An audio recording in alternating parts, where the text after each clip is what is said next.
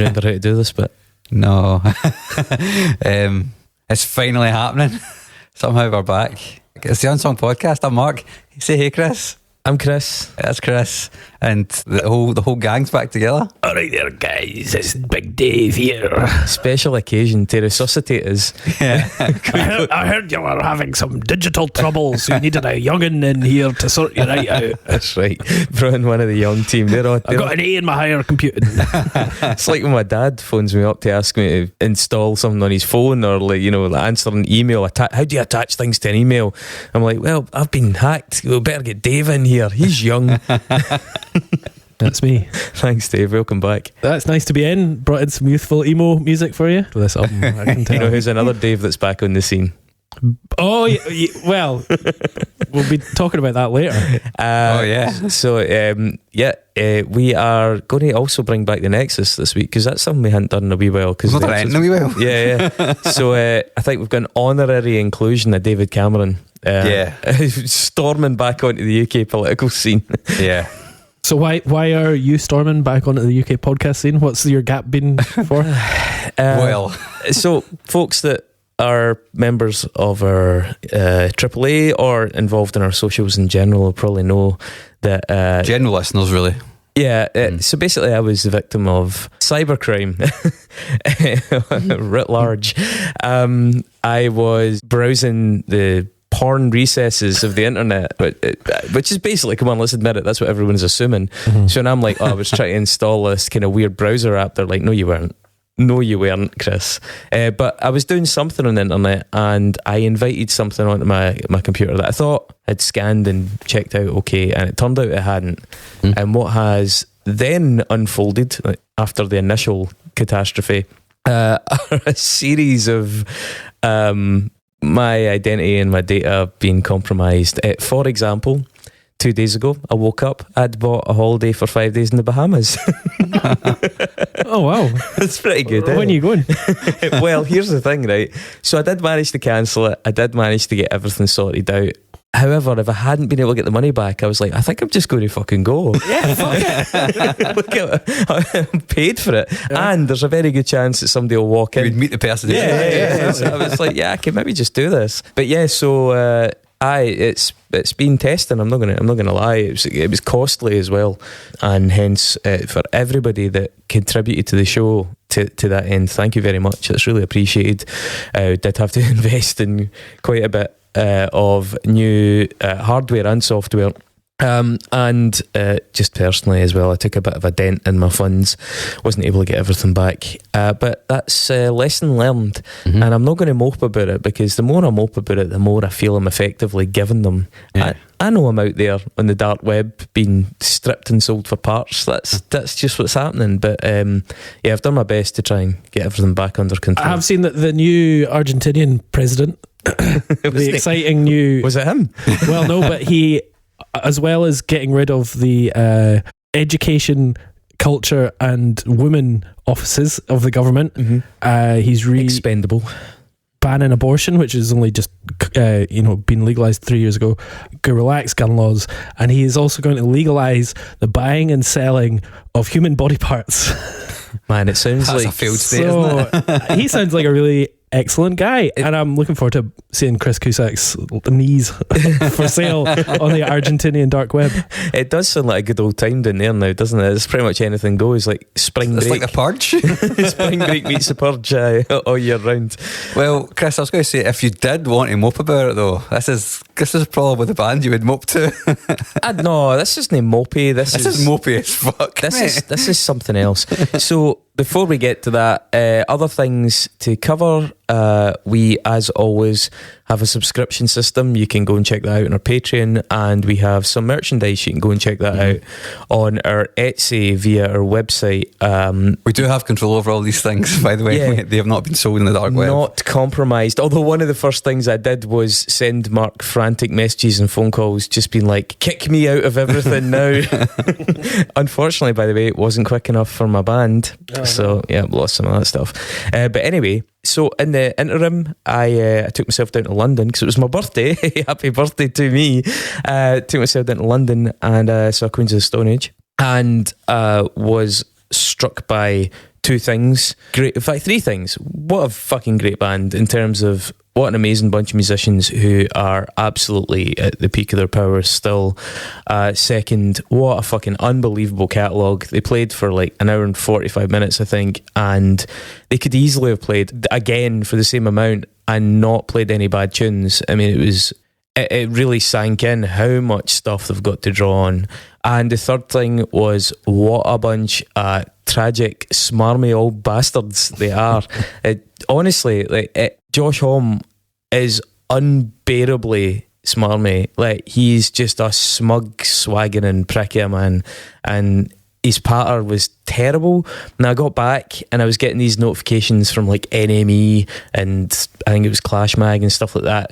Queens of the Stone Age, Turn on the Charm and all that. And I was like, no, fuck no. Like, honestly, they talked between songs and every fucking word that came out his mouth was giving me the fucking heaves. Like, pointing at people in the front row saying he was going to get their number later on and saying how much he wanted to get loving with us all and all this kind of, it was just, he's a fucking ball bag. Somebody put it really well. He's like, he's not taking the divorce very well. And yeah, someone needs to come pick that up. Well, this reminds me of a band that I went to see for the first time this year, and they were simply tremendous. Status Quo. I know. One of them's dead. Yeah, they're still going. Simply tremendous. Incredible catalogue, because they played a bunch of songs that I hardly even knew. They probably could have done about 10 times that.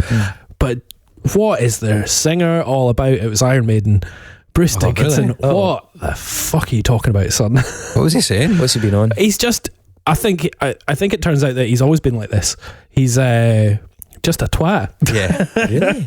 Yeah, he's a bit of a Brexit guy. Yeah, but he's just like a middle-aged, weird, grumpy guy. But he's got that Trooper beer stuff to sell, you know what I mean? Yeah. He's got to be Brexit. He's just got like odd patter.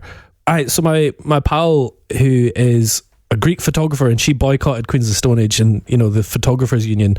But she also, because they don't like getting kicked in the face. Yeah, exactly. But she also went to see Iron Maiden in Athens last year. And Bruce Dickinson, there was somebody with a flare, and the guy said, and Bruce Dickinson said, "Put that out, you Greek cunt," in front of like 50,000 Greek people. So yeah, fair. Well, he would argue that it was accurate. It was accurate labelling. We would. Yeah, maybe a comma. Yeah. Well, okay. Sorry to hear that. I used to really like his Radio 1 rock show. I think I've mentioned it a number of times in this show as being like a, what's the word? I think he's kind of going down the John Cleese path. Yeah. Okay. What you mean? Just like maybe they should have died. Yeah, exactly. Can we say the same of Van Morrison? I mean, I've been saying the same about Van Morrison since Brown Eyed Girl came out, but same. The new album out though, I'm sure a lot of our listeners will be choking for us to cover that one. But no, as you said, I don't find this mopey, but we are covering the band Poison the Well. And Dave, was this your choice? Yes, I think Could only have been Dave's choice. I think I've been talking about this for a while. Right. What's the album? You Come Before You.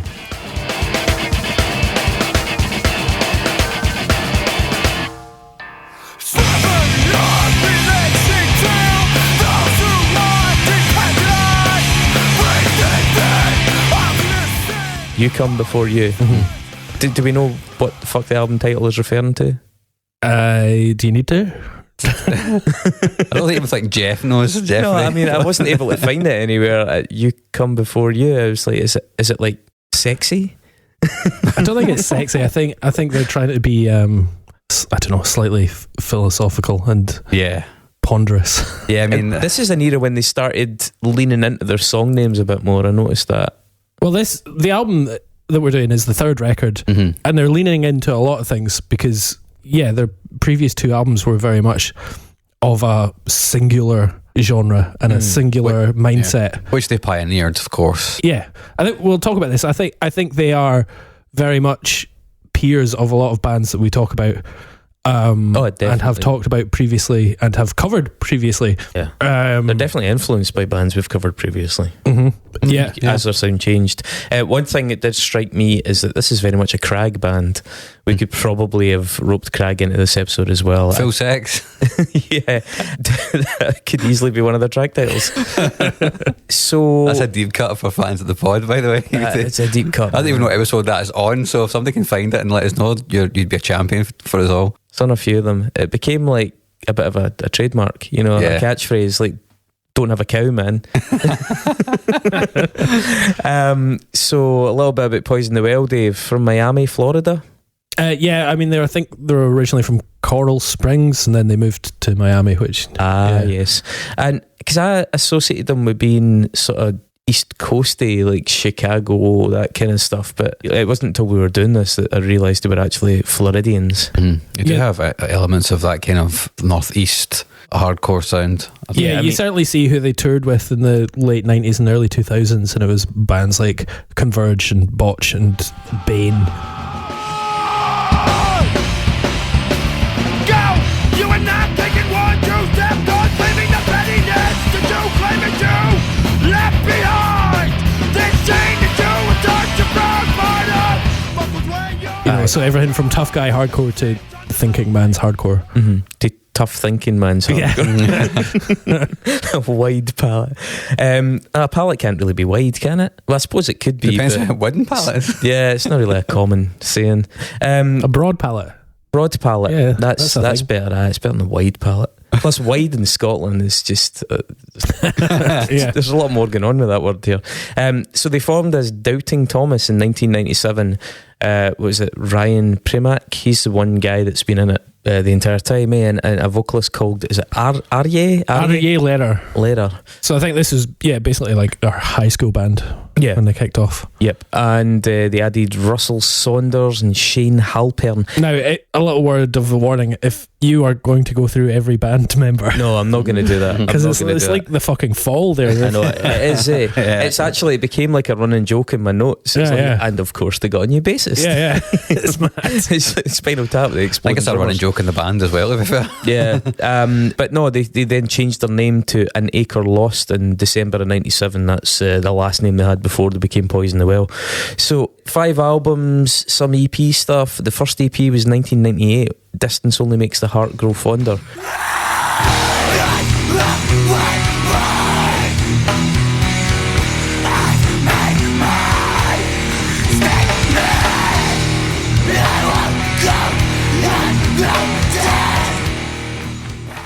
Any of you guys have that EP? I didn't have any records by them, but I did listen to it, yeah. What do you think? It's very primitive, isn't it? Yeah, it's just chug. Yeah. It's just teenagers doing chug.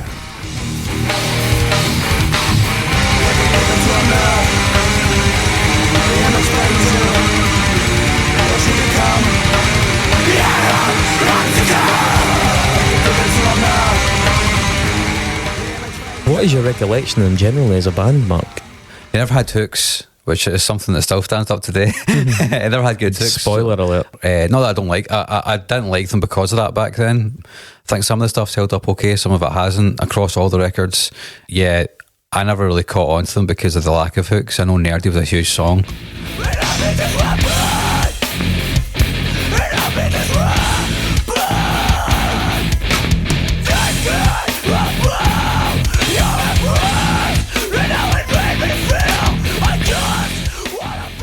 I remember them being a huge influence in bands like Azrael here and Mended, I suppose, maybe as well. God, they were so bad now. Are you at all offended that I just assumed you were into this band? No, because when I listened to them, I was thinking to myself, why was I not into this band? But then I realised why I wasn't into this band, because they didn't have any memorable big catchy hooks. Like they kind of moved on the album, the Opposite December, they kind of moved towards like being a bit more emo, and they kind of move away from that side of it and become a bit more Deftones-y.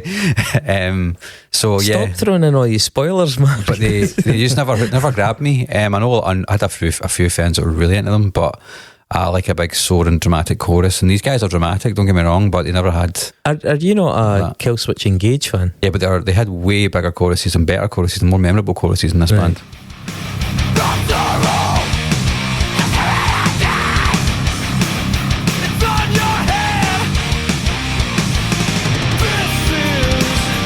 My I always assumed there was a lot of overlap. No, like the Killswitch Engage were more definitely influenced by melodic death metal, like, you know, the Swedish stuff like that, the Gates. These guys were kind of more influenced by beatdown. More beatdown, and then later on, I think they're actually influenced by Swedish stuff, but it was like more post-metal-y sort of stuff. Uh-huh. Yeah, and they obviously ended up working with the people that worked on Refused. Yeah, yeah, and I think they kind of diverse. Not only that, but I guess we're taking a lot of influence for the same kind of bands, like basically all the bands that influence Converge and all that. You know, the kind of weird angular metal bands and noisy bands.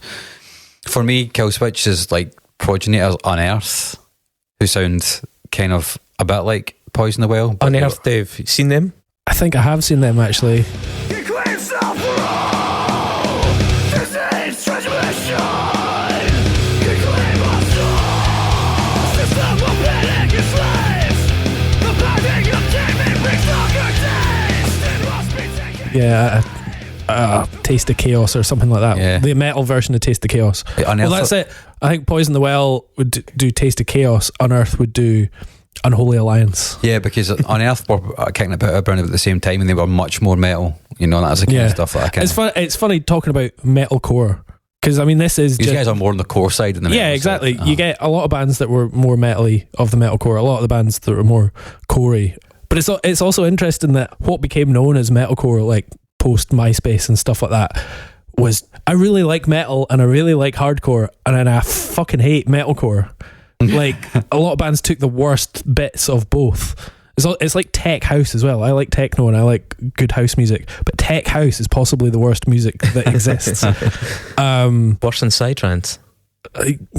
Well, it's up there. But I mean, I think one of the things, if you try and do metalcore, at least if you're the first wave of people doing metalcore, those are two genres that are very protective about the orthodoxy of the genres. So, you know, metal fans are notoriously like, that's no metal-y enough, that's no metal, that's no right, that's not the true thing. And hardcore's the same, you know, people get really snobbish about what qualifies. So if you're actually taking two genres that are notoriously fucking protective and then slamming them together and making something new, and especially if what you make then tends to appeal to a much younger crowd, you're going to have that older kind of arms crossed over their chest kind of crowd at the back of the room going, fuck's this shite, fuck's this shite. And I actually know people that have probably said that exactly like that at these gigs. I used to go end up at a lot of these gigs. Yeah, I think I can imagine though, at that time there's probably a lot of bands kind of about Glasgow doing this. Azrael or the example. 13th Note was full of these kind of bands. But so many others, I can't even remember half the names of them. But that's Joe. Names. Joe definitely By My Hands. They're a hardcore band. Yeah, like fucking. They were metalcore as well. I don't know. I was going to say a bit more knuckle draggy.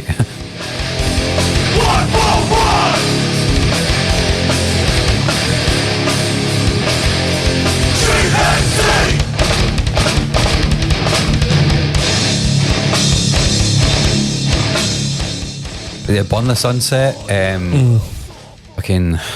There's loads, like, man. They exist. We don't need to like put ourselves from Glasgow. This, I can't really name any from Glasgow, but I can name loads of others. The last thing I need after the month I've had is to sit and try and remember metalcore bands. Fucking hell! I think talk about reliving trauma. I think probably what's worth mentioning about their sound though is the fact that they're so after the EP, the first record was The Opposite December, A Season of Separation, which was the first album in 1999. Yep.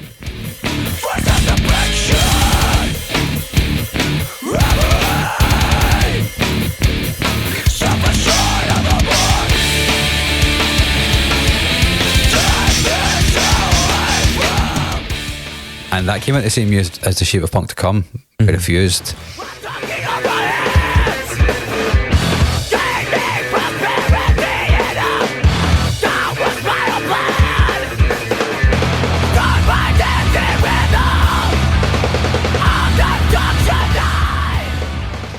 Which is two very different.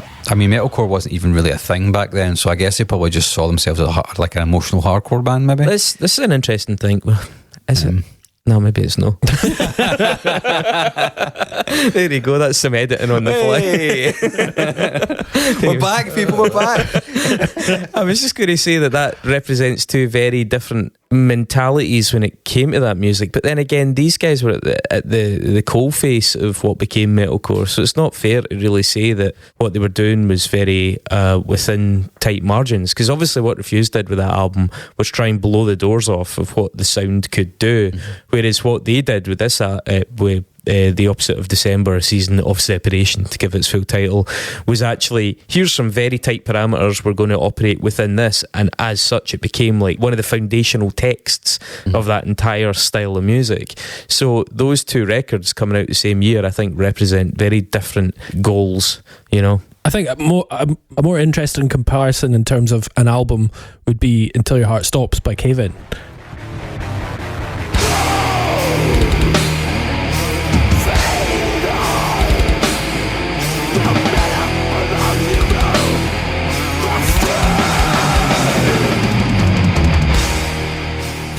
That came out the year before this. I think, was that 98 maybe? Yeah. Because Beyond Hypothermia was at 97. Yeah, and I think Poison the Well kind of followed Cave In a lot of ways in terms of trying to expand their sound consistently. And yeah, that first Cave In record was a hardcore record with metallic, elements. Yeah, it was pretty metallic as well. This is more hardcore and is much more beatdown. But the first 6 or 7 years of both bands, Poison the Well could definitely see Cave In's path and following it. But they're consistently a couple of steps behind them, I think. Yeah. To kind of bring that full circle, right? So we get, after that first EP, which I don't think any of us are massively keen on or have spent too much time with, The Opposite of December, A Season of Separation, the album that came out in 1999. When we're talking about this band, there'll be people who are into this band or just even familiar with the genre that will probably be raving about how significant an album that is. As we said, it's considered something a foundational text of metalcore, one of the template early albums in that genre. I really don't fucking like it personally, but I have done a fair bit of reading in terms of trying to soak in why it's so important to people. Did you listen to it at the time? No, so I first heard Poison the Well with Botchla.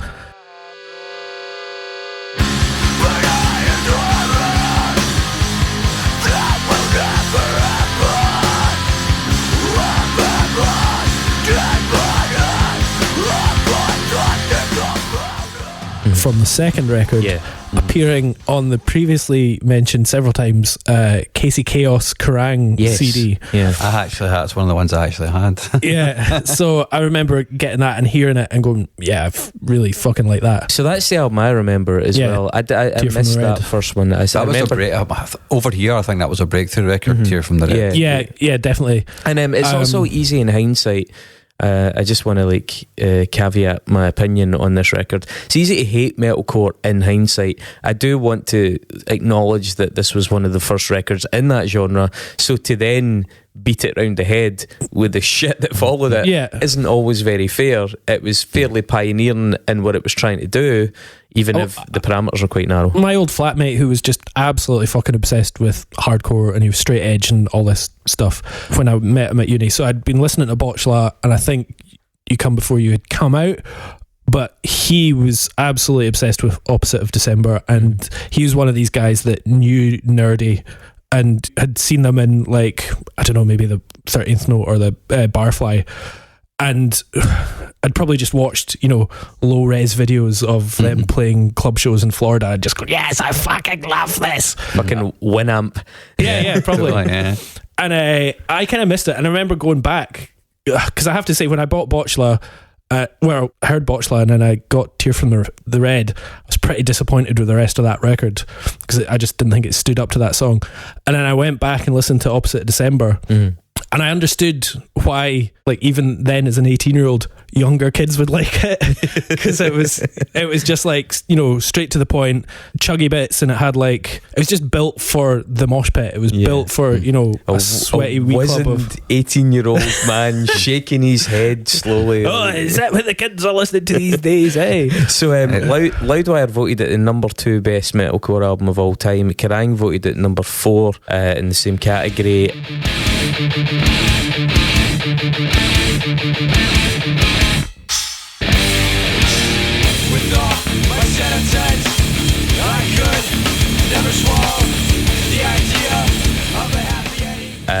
Looking at some of the boards and stuff, like foundational text, the lyrics get a lot of love.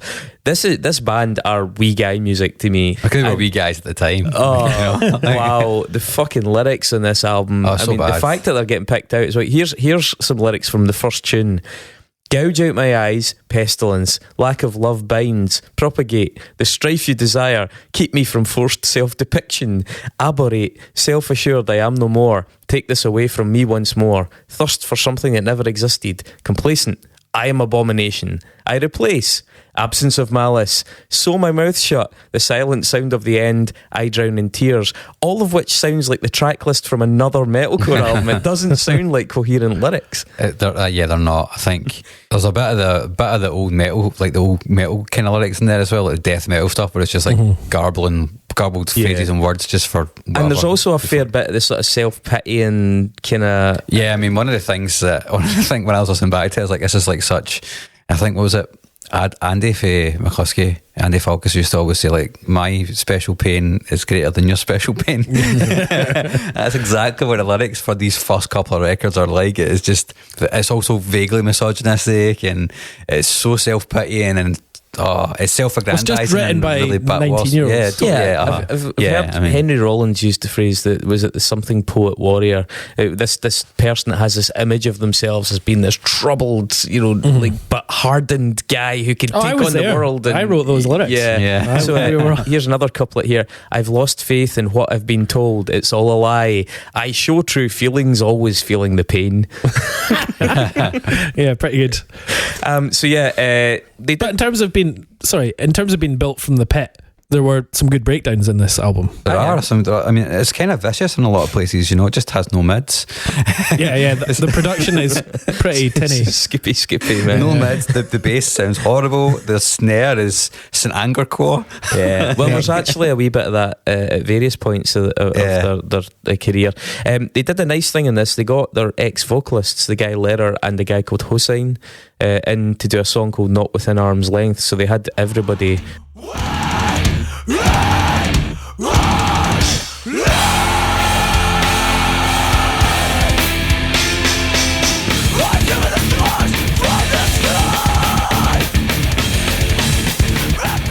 Their next album is all their bassists. like the boredoms. Yeah, I mean, that's one of the things I guess you could say for them is like the people that did leave the band, it never seemed to be like they were kicked out. It was probably just, I need to go get a job now, boys. Yeah. Well, that guy, is it Miller? He left because of differences. Musical differences or personal differences, I think it actually was. But so it's also the era of preposterous hardcore song titles, if you remember that. Which they probably pioneered, to be fair. They were part of it. They were certainly not the kings of it. Drowning Man were definitely much better at that. Ultimately, I think this is kind of a load of pish lyric wise, let's be clear, but it is what I expect for angsty wee guys, beating their chest, and I think, let he who is without sin cast the first stone. In terms of lyrics, we've done our demolicious. It has that drum vibe of the band Snapcase, which I think is another thing that places it in the East Coast for me.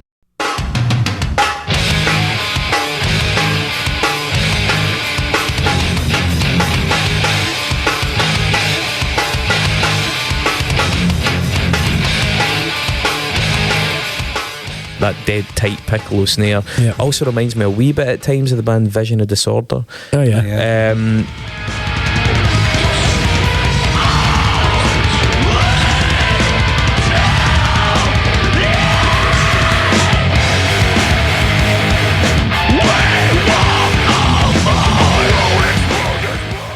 But yeah, it's kind of Raj chest beater stuff, I've been at a lot of those shows. It's wee boys pointing at the ceiling and screaming and pulling their shirt off their body and stuff like that, and just it's dead performative. I mean, I think the metal part of metalcore makes this too regimented to speak to me the way that some of the looser sort of screamo stuff did. Some of the really interesting post-hardcore stuff that was still very intense had almost like experimental parts to it. Like, I think a band that would be a great example to me would be Dazzling Killmen, the album Face of Collapse.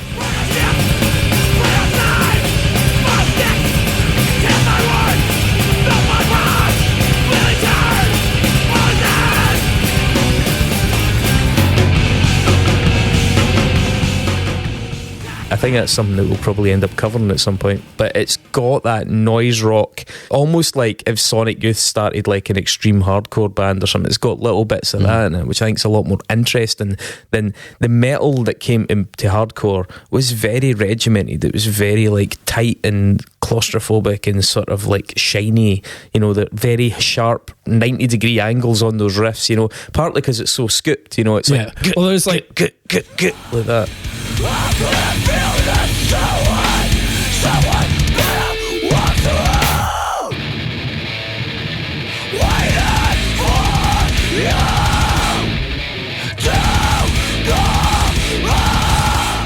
There's two songs on this that I remember that I specifically put on my MP3 player. There was Artist's Rendering of Me, which is basically just a breakdown, but then it's got a bit at the end which has a cool, I don't know, they go above the 3rd fret. Wow.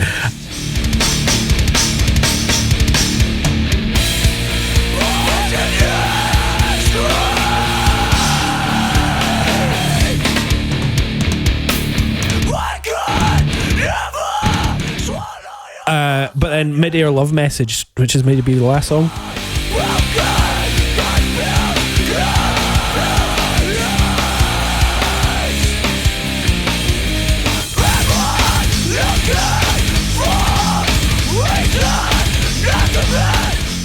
It just has this really good metal bit in it, and it just sounds like Pantera, but it's fast, and it goes dun-dun-dun, dun-dun-dun, dun-dun-dun, and they've listened to some Pantera and some Slayer pretty much. Yeah, I think their music improves as well as their EQing improves. You know, the Pantera thing is don't just like leave some of the body in those guitars, you know, and I think that tends to benefit them. I think as well though, I'm criticising the metal side of metalcore. I think with the hardcore side of it as well, I found it pretty draining.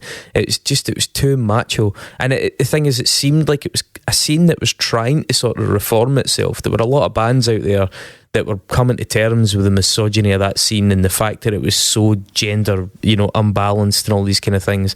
And this stuff just sort of seemed like a bit anachronistic to me at that point. It was like... Do you know what's weird? Is it still kind of like that?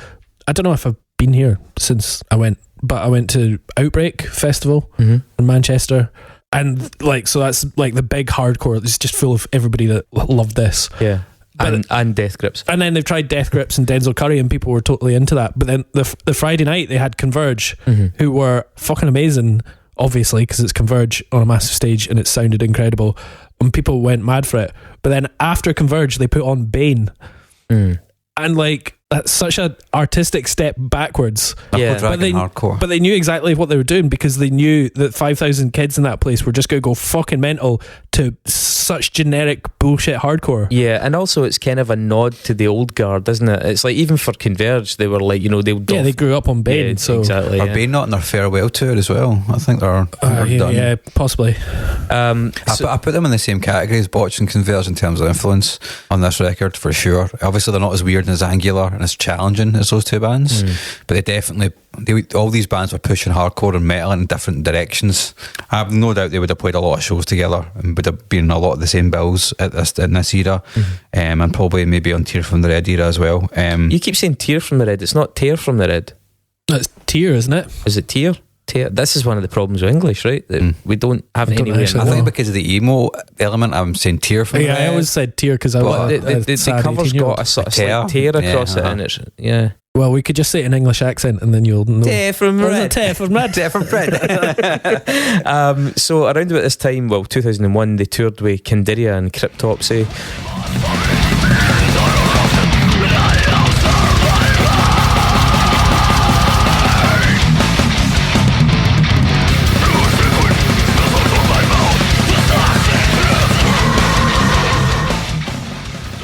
They went through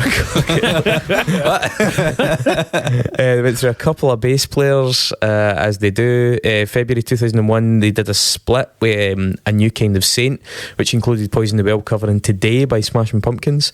They were actually meant to do... Which was never actually released. Oh, that's right, aye, sorry.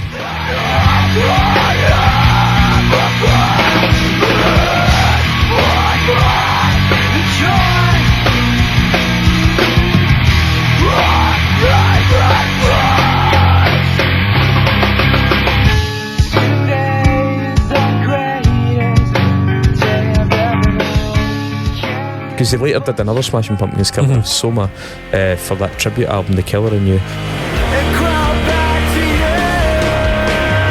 I'm all by myself, as I've always. They were going to do a Metallica cover split record with 18 Visions, the band. And Poison the Well were meant to do And Justice for All.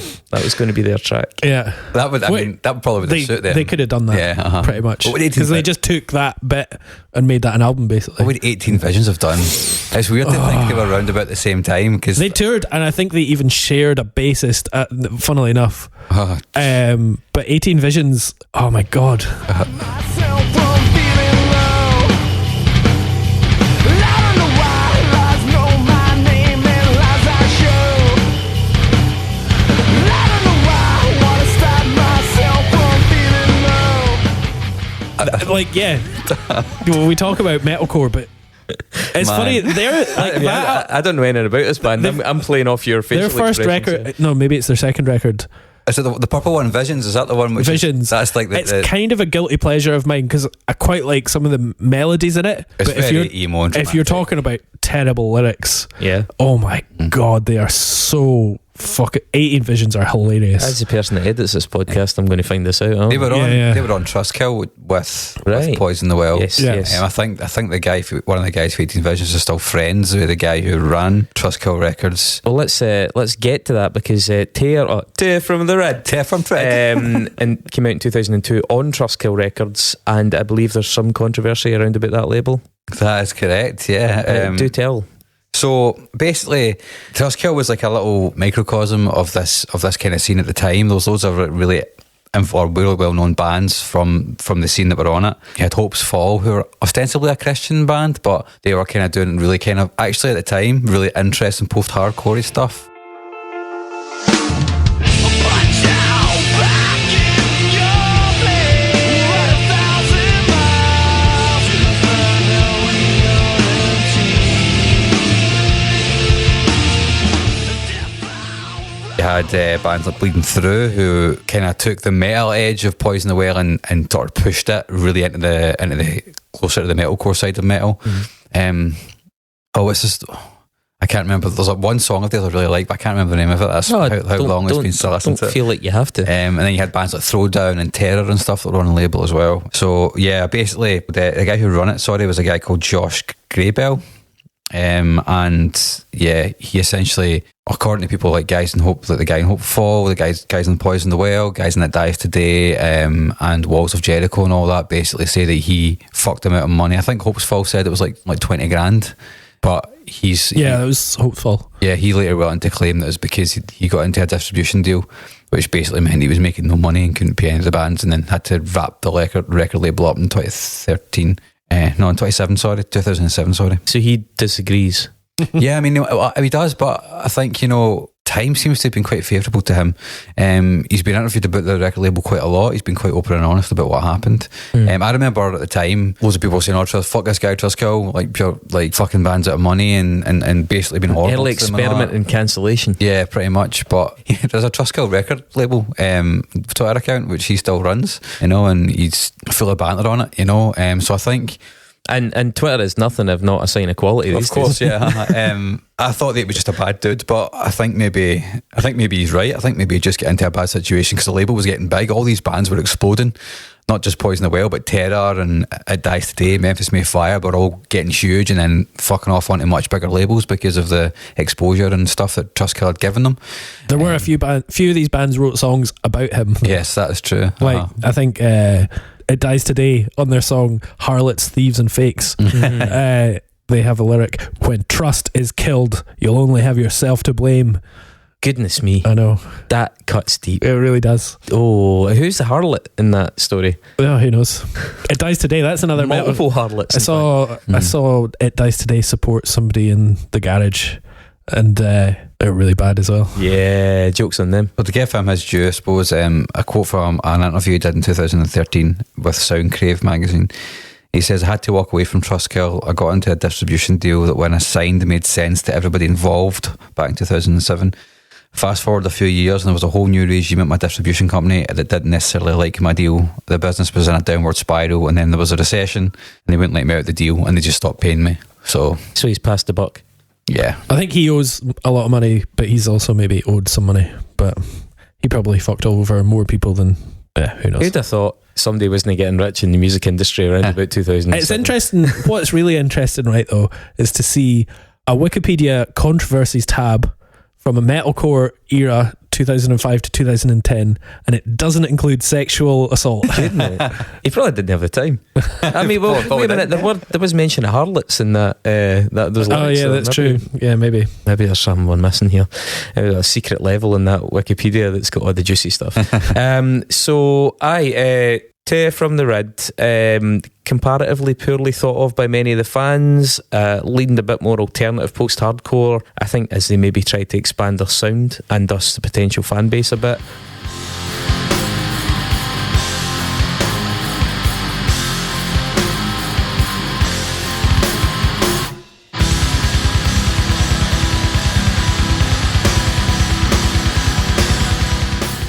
And also getting older as well. I literally have, or just grew up a bit, because that's that thing that happens, eh? I've got a lot of respect for bands that do that. If they stay a band long enough where they actually grow up as people and their taste change and they go and explore that, because loads of bands don't. Yeah. Pop punk bands in particular are really bad for that. I mean, again, spoiler alert, going to fly in the face of convention tonight, because I prefer this to the first album. Me too. It's a bit more rock and roll. It's a bit groovier. It's got fewer of those right angles and shiny surfaces, and it's more akin. It's just a little bit more expansive and interesting. Yeah. More muscular sounding. The songs are better put together. I don't think it's the best compositionally that they do throughout their career, but it's certainly a huge step up from the last record for sure. There's just better flow overall, I think, between all the moving parts. So it was originally meant to be recorded following an Asian tour, but the tour collapsed, I believe, so the band had more time to spend preparing the album.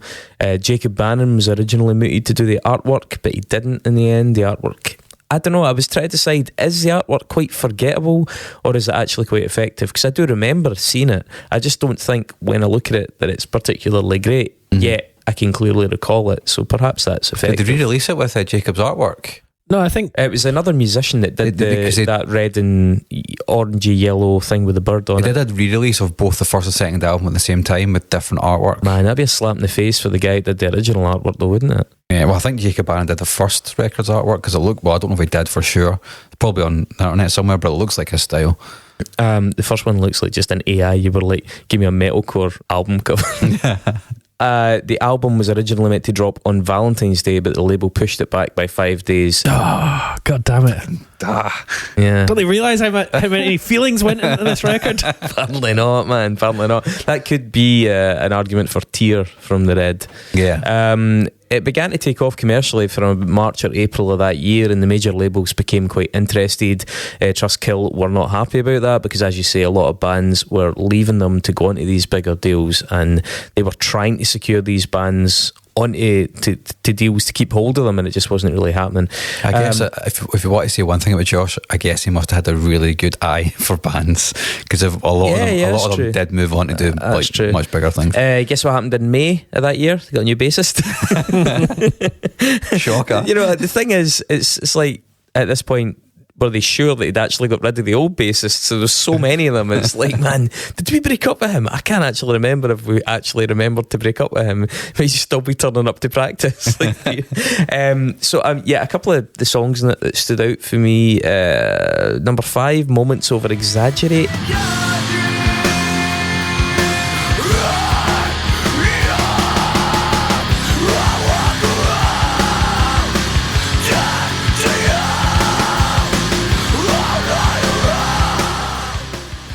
I thought it had that melodic screamo thing poking through, but it does show a bit of ambition. It's fine. The hooks are never really great to me though, but the notion of at least trying to have a hook is becoming a thing. That first album isn't really concerned with hooks whatsoever. Yeah, Nerdy's got a kind of a hook which kids fucking love to sing along to, but it's not really memorable. Sounds like a 17-year-old hook. Yeah. Mm-hmm. It totally does. Yeah.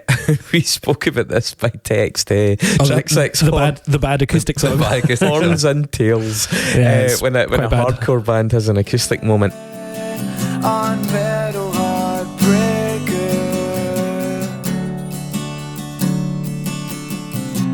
All I wanted to say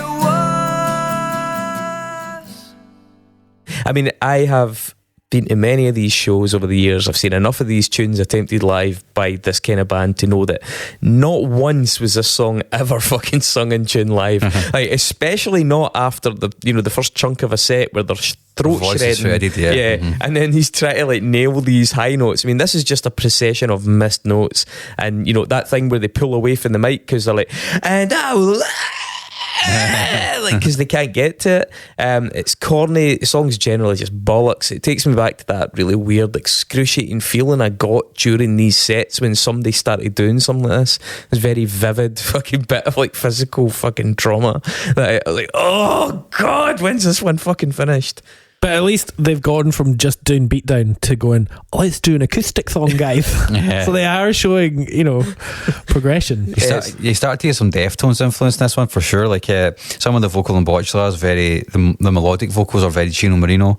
Rings of Corona has got some kind of octave chord progressions that are kind of vaguely Deftones-esque. Yeah, I agree. The track Pieces of You and Me starts with like a really emo vibe, and it's almost in the vein of Far. and you never understand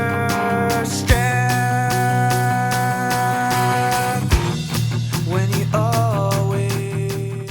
Yeah. And then it has a touch of Deftones as well. I mean, it doesn't reach the level of either of those bands, but it starts to sound like quite a different band already. Yeah, I think there's some nice heavy guitar tones on the record. Parks and What You Meant to Do to Parks and What You Meant to Them. Fuck these song names, man.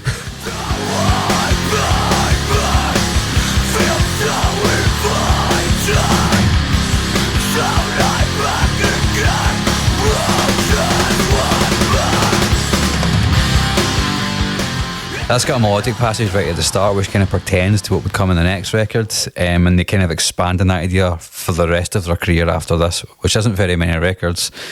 Yeah, I think you can hear definitely bits of Deftones and definitely bits of Far, but also for me I can hear Glassjaw too. Oh yeah, that's a fair point. Glassjaw is a little bit more weirdly that kind of broken post-hardcore, whereas this is still quite chunky though. This came out probably the same year as Worship and Tribute, so the Glassjaw influence they would have been from the first record, Everything You Ever Walked in Up With Silence, which was just basically a hardcore record with some weird post-hardcore bits.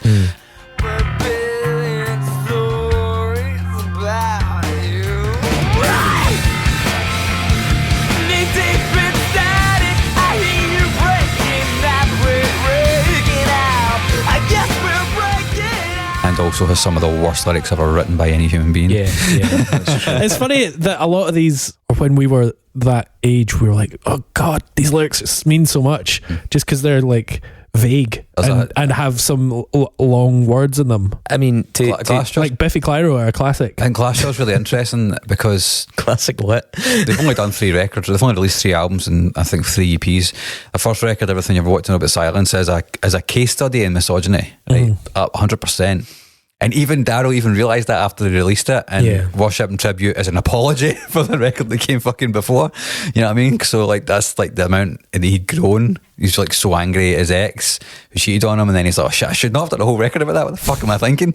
And they only play it like whenever. I've only seen them a few times, and it was always before. It was like way like much later when they basically weren't really a band anymore. They would do occasional tours.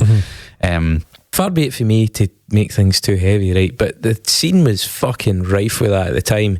Guys, that poet warrior, that again to borrow a Henry Rollins reference, the solipsistic guys, you know, that he had that book Solipsist, and where they're just incredibly self-involved and obsessed with their own complexity and pain and suffering. And it actually, there was a lot of guys were really abusive in their relationships at that time, and they justified it to themselves by the fact that they were so creative. It's my so special pain. Emotionally Well, deep. I think you look at just lyrics and masculinity over the last 60 or 70 years, and just how men... Is this Joe Rogan?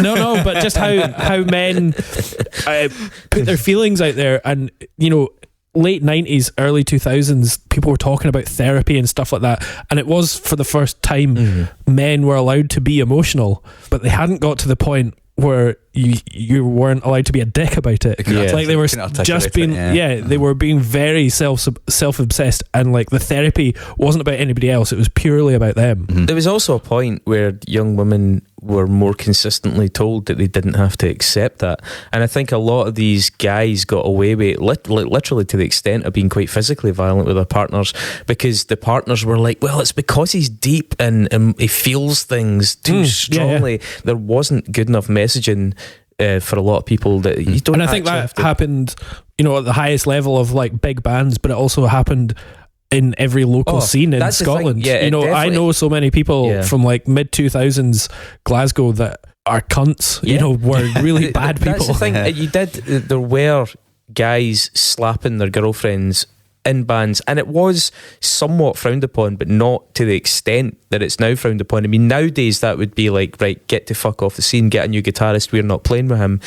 Whereas then it was more of a chastisement. There's no accountability, man. Yeah, so I don't really like that guy, you know what? So there is there's definitely more of a sense of prioritising the unacceptability of that now. But this music really reminds me of that moment when guys thought that by being incredibly self-involved, they were also somehow dealing with their emotions in a sensible, productive way, and they weren't really.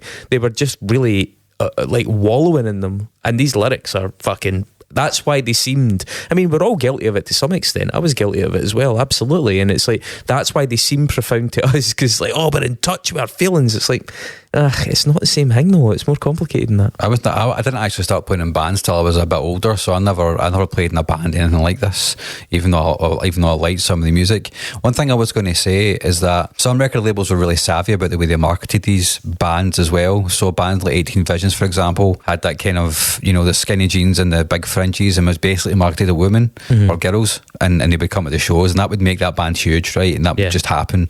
I think it was a long time they received wisdom in the record. Who could have known that could have ended badly? Yeah, I was going to say a lot for a long time in that era, and the received wisdom in the industry was that, well, if we can get girls to like a band, then they're going to get big. You know what I mean? Lost Prophet's been fucking case in point, right? Compared to their contemporaries, you know, for friends who were perhaps who were never really positioned in that way as being pretty boys, you know what I mean? Even though they were a much better band, in my opinion. Band like Poison the Well didn't have that marketing, do you know what I mean? But I think they kind of were a wee bit before that happened. Yeah. But Poison the Well weren't slammed together the way some of the other bands were as well. You know, there were bands that were literally picked for their looks, and the fact that the labels, as they got more savvy, were like, we can turn them into like a really big emo success because they've got a good looking frontman or a good looking guitarist. Yeah. Poison the Well were from a slightly more naive place of just being a band that people quite liked and being credited with kind of helping invent this genre. Well, I guess this moves us on to 2003, and they get signed to a major label. It does. So You Come Before You, is that the one that came out in the major? Yeah, it was. Right, yeah. So they signed to Atlantic. Same year that Cave In released their major label, Antenna. Are you safe to leave behind every ankle in your mind? You know better than I do, so clue me in. Are you safe? Yeah, there was a lot of that. It's like a weird kind of a mini mirror image of that grunge explosion where all the grunge bands get signed. Yeah, it's like suddenly. And also, I guess they'd spent all their new metal money and were looking at trying to. Well, that's what I was going to say. So, like, if you think about it, I'm going to bring us back to the 2 Spotify episodes that we did, because I think there's actually a nice little line here in this year. This is when the record industry is really collapsing at this point, right? The money's fucking gone, piracy is rife, and these bands were getting downloaded by wee guys in their mum's bedroom on their computer and chucked on their MP3 player, like you just said earlier on, Dave. You know what I mean? We would chuck you know, like you chuck them on it, chuck a few tracks in an MP3 player that holds maybe like 10. Yeah. You know, so I can see why major record labels going, well, maybe the people that are downloading these will be really, really interested in buying the record next time because they're a bit older, they maybe get a job, and fuck, we really need money, guys, like that. Yeah. You know, I think everybody was just in disarray, to be honest. So You Come Before You, we'll obviously come back to in a bit more detail, but just in a nutshell, it was voted number 27 in Metal Hammer's best albums of the 21st century. Some of the fans reckon it's their magnum opus. We shall establish that definitively for all time shortly. It definitely had, I think, again, a distinct improvement in vocal performances, for example, and tones. But as you say, signed to Atlantic for this. They went and worked with Pelle Henriksen and Eskil Lovstrom, who had recorded Refused, both The Shape of Punk to Come and Songs to Fan the Flames of Discontent. And also Hell is for Heroes, I believe. Oh, did they do the Neon Which is Handshake? a really well recorded album as well.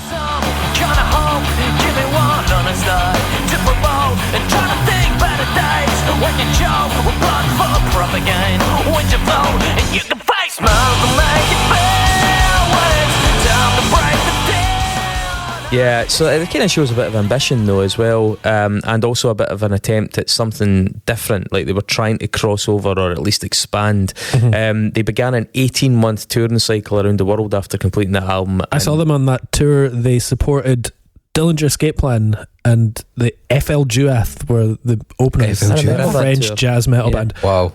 I must have been 17 or 18, and then went to Liquid Rooms. That's genuinely one of the best gigs I've ever been to. Wow, okay. That bill. I'd already like going after Dillinger. Yeah. Mainstream. But yeah, the band got horribly fatigued and also really disillusioned about continuing. Because they'd released Tear from the Red in 2002, and then they released that in 2003, so they must have been totally done in. 2004, Derek Miller, the aforementioned guitarist Derek Miller, quit. He went on to do Sleigh Bells, which I think is a band worth noting.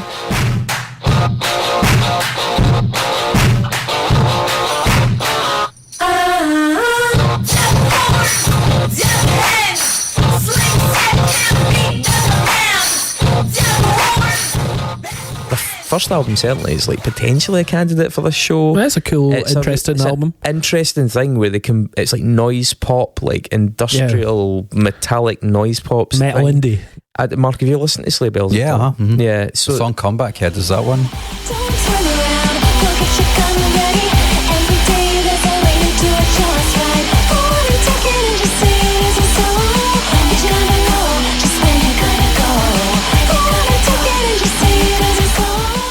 Or maybe it's just called Comeback, I can't remember. But basically, I think they've got 5 albums to date now. They brought one out in 2021. Still sound roughly the same. They had a couple of tracks that got picked up for a lot of sync. That yeah.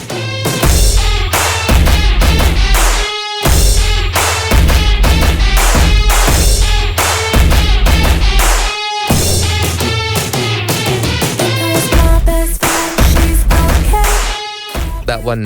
It's catchy as fuck. Yeah. There's 2 tracks off that first record that got lots of plays. Remember they did a show. I saw them at Stereo really early on as well. Like kind of a bit gimmicky. I mean, he had this project in his mind and he specifically went out scouring about because he wanted a front woman for this project and ended up getting in touch with the person who is the front woman, and I cannot remember her name, but yeah, an alright band, interesting enough. They merit conversation. I just could never quite decide whether the record was really, because it was also incredibly hyped at the time. They were pitchfork as fuck, so it was like, do we really want to platform it? Because it already got quite a lot of attention. Various members of Poison the Well have played for Sleigh Bells over the years as well. Have they? Anyway, Versions 2007, the album that came after this.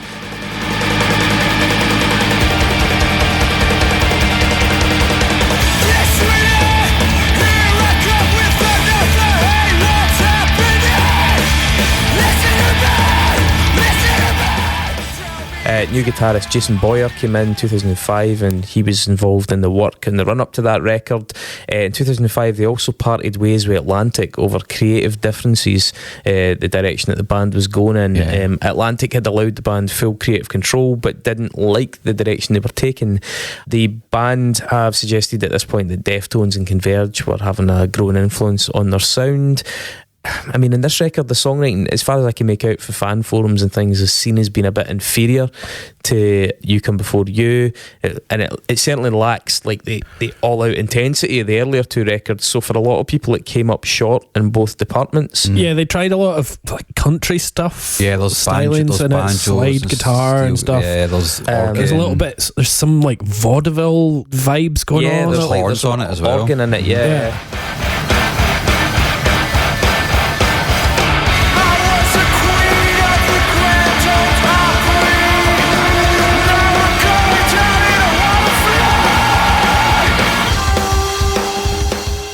Sputnik Music, on the other hand, rave about this record as being an absolute classic that just takes a lot of work to get to grips with. Yeah. I think it's interesting that the initial fears over them signing to Atlantic, you know, obviously a band, especially a hardcore band or an extreme band, signs to a major label and people think, oh, they're going to just get watered down and compromised. It's fascinating that it actually worked out to be exactly the opposite, that the label was unhappy with the band, the way they were modifying their sound into something that I think was arguably more broad, and thus they parted ways. The label actually wanted them to keep following the trajectory that they'd been on with the previous stuff. Yeah. That seems a bit counterintuitive. A lot of fans seem to agree that the sound got too light on this record and overindulged in too many experiments. Yeah.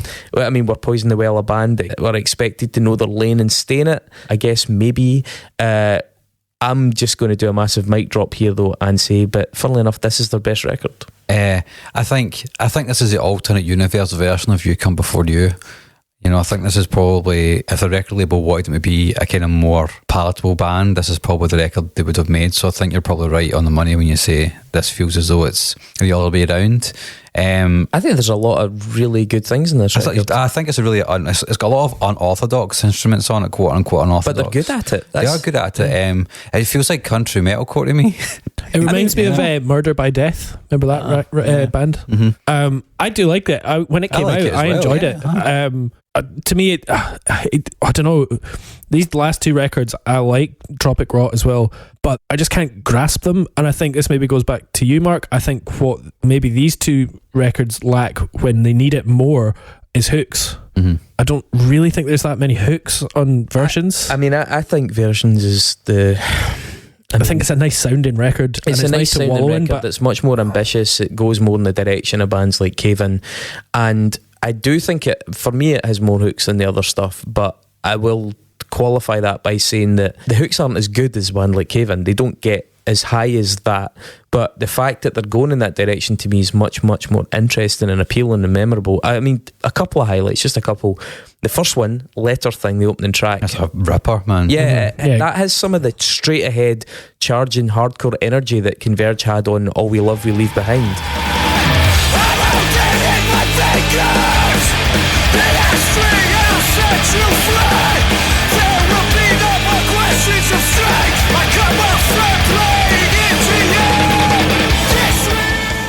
You know, that kind of quite stripped back, not the kind of really rabid evil stuff, but the quite powerful straight on stuff. I quite like the slide guitar in that. I know you're saying country-ish, but it's still played with like real fury. It's just totally. It's a slide guitar effect.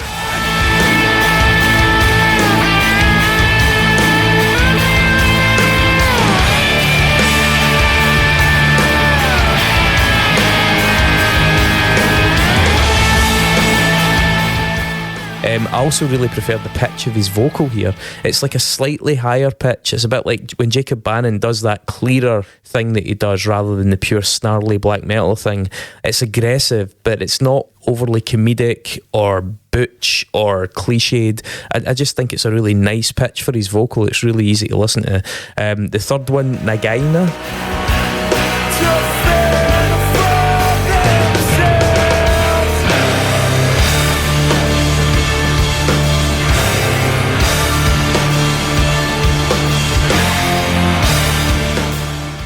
Has a bluesy, sluggish alt-rock vibe to it, and I really like the ring-off chorus strikes.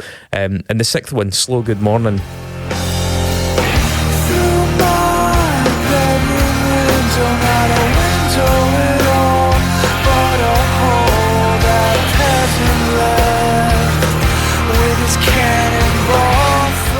It's a good song. Yeah, it's a slow track that works way fucking better than things like that earlier acoustic number.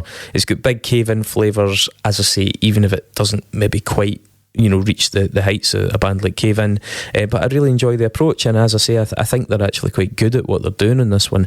It just seems to have not landed very well with fans of the band. I mean, I, as usual, went through their best ever albums kind of thing, and this was solid last. I like it. I like the more melodic side. It's good to hear that Jeff can actually sing, because he definitely couldn't sing in the first album. At some point he's getting older and his voice can't stand up to the beating he's giving it every night. I really liked the latter half of the record, Prematurio. El Baby. That's that's good. Yeah, it's got like a swing feel to it almost, Yeah, and it it's got does. horns, which is really cool. And I will tell you how, tell you now, how it made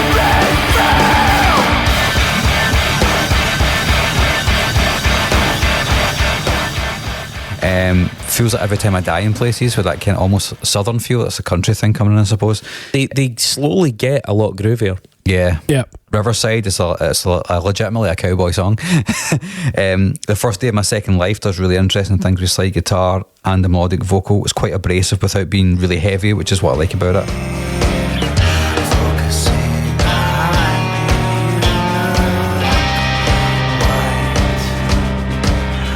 Are you looking at something through the other side? Are you looking at something? Plus, that's a long song name, but it's not a bad song name. Yeah. It's more of a post-hardcore record than anything else because that's the direction they're moving in. But it's still vicious at points. It's Yeah. still very heavy. Actually, I'm telling a lie. This wasn't bang last in every list. It was this, or it was the Tropic Rot. So shall we talk about the Tropic Rot? So the Tropic Rot is definitely the sequel to You Come Before You. Not gonna change everything. I expected an unoriginal of you. Now that everything. That's the record that should have come next. Do you know, by this was originally meant to be recorded by J. Robbins, but it just that fell through. That's a pity. That could have been a really interesting combination. So it's considered by places like Hard Times as their weakest album. It does definitely build on some of the ideas from Versions and from You Come Before You, but I think people, certainly the fan forums, tended to think that they'd realised the ideas sonically better in this. And maybe, for example, some people preferred the vocal work and the sense of dynamics. I actually prefer the vocal work on Versions. I think it's a much better pitch in his vocal. It's less cheesy. It's less that he goes back down the register in this. He goes from to and it's a bit fucking Luddite again. I don't actually warm to the production in this all that much. I'm kind of at odds with the fans of most things here, though. I can see the comparisons. It is a bit beefier and manlier, but I just feel it's a little bit of a step backwards. It's all a matter of personal taste, of course, and I'm in the minority on this subject. I've lived my life without direction, holding on to a gift given long ago, because of things I've made were my mistake. The rest of my As I said, there's a lot more grooves in the riffs in this one. Yeah, they feel like they found their groove generally. As a And band that's at another this thing, though, that also happened with Cave In, because remember, like Trey Panning and those kind of songs, they started to become more of a feature there. On 2009 as well, they around about the time of this record, they went on tour with Billy Talent, and their van and trailer were stolen in Detroit. They took all their equipment and all their personal effects and stuff, and they got temporary equipment to continue the tour, and then produced a line of special t-shirts to raise funds, and the t-shirts contained a detailed list of all their stolen equipment, including the serial numbers. Yeah. That's cool. That'd be a collector's edition thing to have, just from that tour. I mean, you guys have any standout moments from this record? I mean, the track Pamplemousse tends to get picked out. Yeah, I feel this album has a good middle, actually. Whenever I put it on by track 3, I'm like, I don't really see the point in this record. Yeah. It's fine. But then Pamplemousse that comes on, I do like that. That's a great French, by the way. look in your hair, young love. I've left you a present you will not find unless you look. I have left a part of. Who doesn't love a good dismemberment? Actually, Really good song. Yeah, great Quite song. dramatic. Yeah. Mhm. So I definitely think it peaks during, and then it kind of fades out in terms of quality again. I like the start of it. Exist Underground is a really good driving song, and so Sparks, It Will Rain. You can really see how far along his voice has come.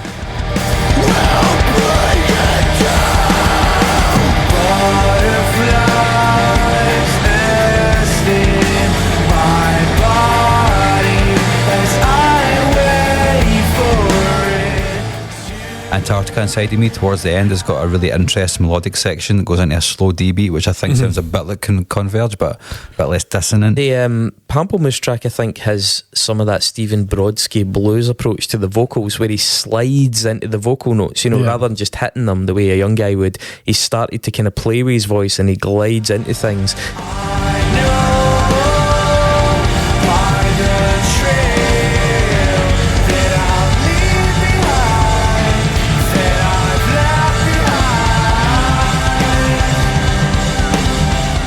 It's also really tub thumpy, which I think brings to mind that kind of J.R. Connors era Cave In, where everything was played on the toms. Chris Hornbrook, there's a drummer. He's the MVP of the band. I think he's a fantastic drummer.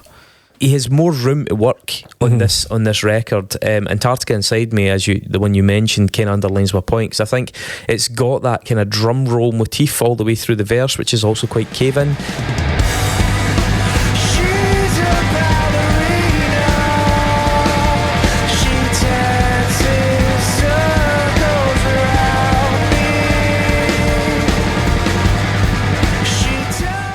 But then it goes into this harder chorus, which I think is just a total anticlimax. Like, the chorus doesn't fucking deliver. It's just loud and one-dimensional, and as a result, I think falls quite flat from what could have been quite a skillful build-up. And I just think this album in general just doesn't connect as well as Versions. I think Versions, actually, the songs are more interesting, more adventurous, and I overall prefer the sonics of the record, even including his vocal delivery. So that brings us to Dave's choice. You can come before you. You come before you.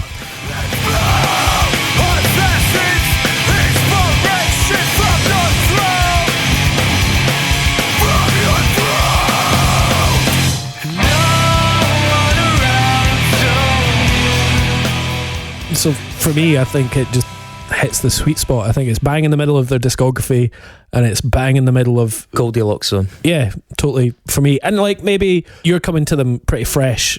And, yeah, absolutely. And for you, Versions connects with you, and I can see how it could do that if you don't have any nostalgic connection to the band, or you're not coming to it as a 20-year-old fresh-faced little emo like I was. Jaded 20-year-old. No, but can I just also say, this band were sort of flagged for me as well, though, because I was really into this kind of music when they came out, and yet I couldn't get into this band, and so I was a little bit suspicious of, like, when I go back to this, what am I going to find? Because it did surprise me. I did try a few times, and I was into a lot of stuff that sounded sort of tangential and stuff, but I couldn't get into Poison the Well. So I was like, why didn't I get into Poison the Well?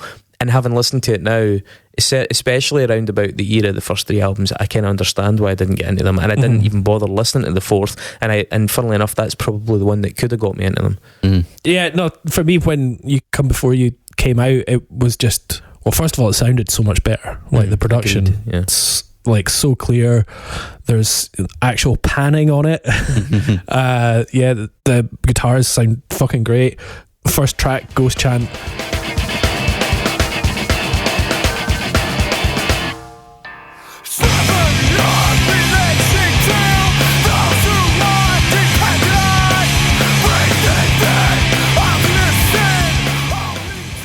There's more guitar tones in the first minute and a half than there were on the first two records. That's 4 compared to 3. That first track, it opens with that late 90s, early 2000s East Coast drum sound thing, the hardcore drum sound thing that we were talking about. But what's changed big time is that the guitar has got a lot sludgier and grubbier. It's got dirt in it. Yeah. But then, like, a sort of musical theme in this record is that bouncy, groovy, sort of little tappy riff that they do, the do-do-do-do-do-do-do. And it sounds like they're having fun. It sounds like they're a live band, and this would be great to see live. They don't, like, a lot of times you get, like, hardcore bands that, like, go experimental and they just do a studio record. But I think this is a studio record that, like, works really well from beginning to end, but you can see them or visualize them playing it live and going, yeah, this bit would be fucking fun live, this bit would go down well. It doesn't sound overcooked. Yeah, that's true. The chorus in this one, I think, lifts a lot for Deftones in terms of the style of the vocal. Sure. I've got that as well. I don't find the verses, though, particularly impressive.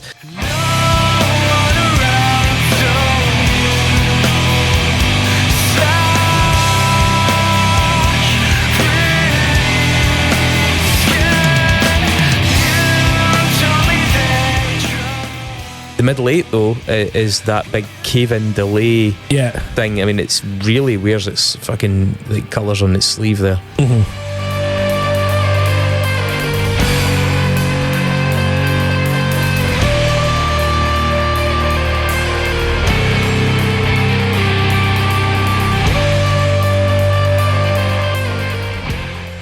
Yeah, I like that melodic section. I picked that out as well. The last riff at the end is also really nice. There's a couple of good riffs in this song. The first one and the last one are particular. Yeah, definitely. This is probably the best song on the record. It's a good start, anyway. Yeah, Loved Ones, the second one. Again, Give it its full title, Chris. What's the full title? Loved Ones, excerpts from speeches of how great you were and will never be again. There you go.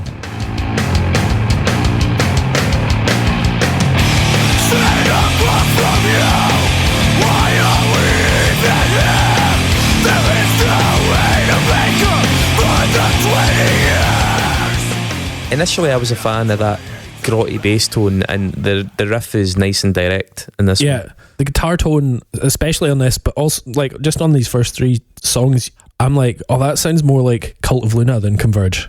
It sounds like a fast Cult of Luna, especially like pre-Salvation Cult of Luna, those first 2 records. It's really grimy. I think they are taking quite a lot of, like, they recorded half of this in Sweden. They've got Swedish producers.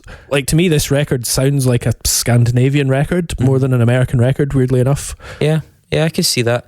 I think one thing that kind of stands out with the benefit of having listened to all their catalogue now is that the guitar stuff in this is still pretty beefy and power chordy versus the kind of dissonant, deconstructed and even sometimes sort of quasi-tapped style that appears in the later stuff. Like, for example, you know, track Dark Horse by Converge, right? Yeah. That's a good example of that style of raging kind of hardcore stuff, but where the guitar is quite deconstructed to give that effect, whereas this is still quite following the basic. There's a lot. There's some tappy bits though. But I just mean like the central chunks of these verses. Yeah. There's a lot of that to it.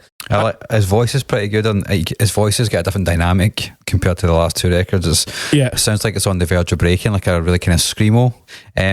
Some of the quieter, there's a really nice octave guitar riff right before the quiet bit of the song, which is very Glassjaw.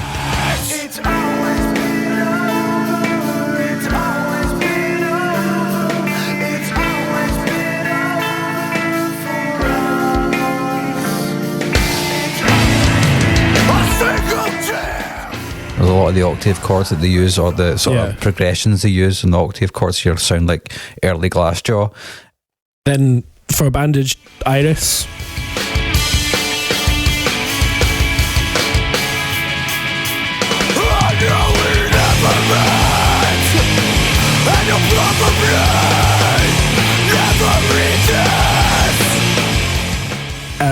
this sounds more post-metally again, but weirdly enough it becomes also the most hardcore song on the record probably, and maybe the most pop one. It's got like an actual chorus. Yeah, it's got a good melodic chorus.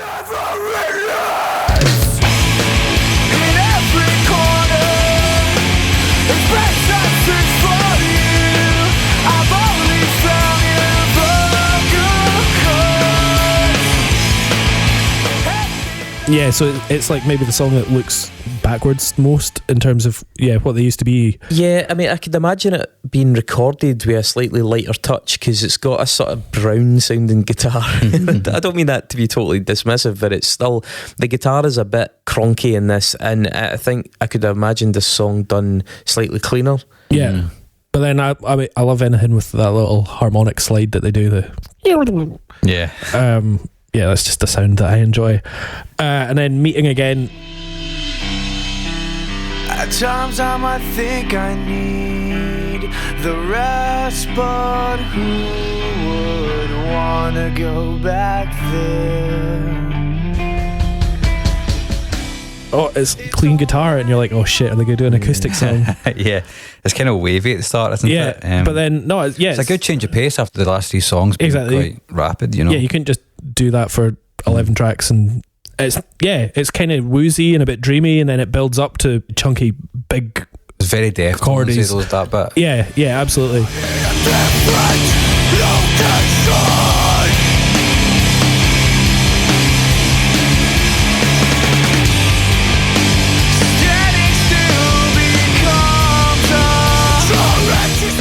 This one reminds me of something, and it's that kind of alternative emo post-hardcore melodic style, like the choices of melody and the choices of like lines that defined bands like the Copperpot Journals or Aerogram. The Copperpot Journals, I've not heard that name. Yeah, and obviously the song Cooper gets Temple Claws. No, they were a bit more kind of like indie, but you know what I mean. But it gets a bit weightier, obviously, when the verse guitar lands. But musically, this does absolutely nothing for me, right? Because see, this school of songwriting, those vocal melodies, to me, they were just so fucking tepid. Like I never ever got them. They find ways to drag you along and dismantle what you created. It's already hard. I mean, it's one of the reasons that I just think Aerogram were a horribly overrated band, and I did not get what it was about these melodies that people were getting really excited about. Copperpot Journals, to their credit, had a couple of belters, but they would also slide into this stuff quite often. And then there was just a glut of like American Midwest emo that would do these quite generic sort of like, you knew the pattern and you knew the notes they were going to hit, and I don't know why they were hitting those notes, because they didn't elicit any emotions in you. And this song, even though I think it's very competent, it just doesn't connect in any level with me at all, and I think they do that a bit too often. They go into melodic bits, but the melodic bits they go into are just so poorly chosen. Like, I just like that, and that's another reason that I feel that the following album is slightly better. That's fair. The next song, A, The View From Here, is B, A Brick Wall. What a name. What a name.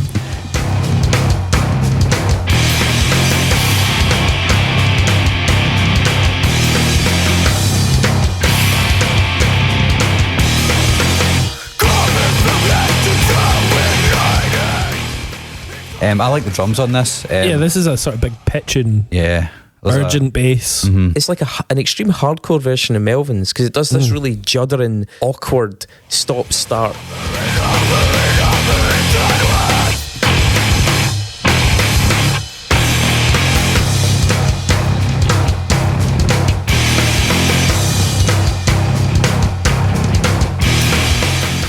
It's quite a complicated song in that sense, and it reminds me of something like Honey Bucket, but just a hardcore cousin or something like that. It's interesting. I thought it sounded like a simplified version of Converge, because the riffs aren't particularly complicated, but the structure is a little bit different from what they usually do. There's a melodic vocal section around 2 minutes 20, which again is quite Deftonesy. Like, he's clearly loving Chino as a vocal reference on this record. Absolutely, especially in the next track, The Realist.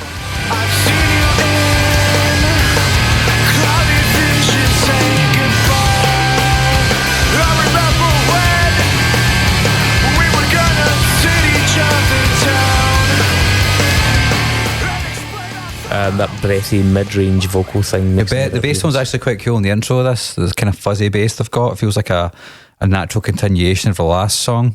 On The Realist? Yeah, The Realist, I mean, this was always my favourite because I was a big Deftones fan, and I just really loved this big, unashamedly sort of bending emo. sort of... Yeah. And going back to it, it's an interesting, big, ballady metal song.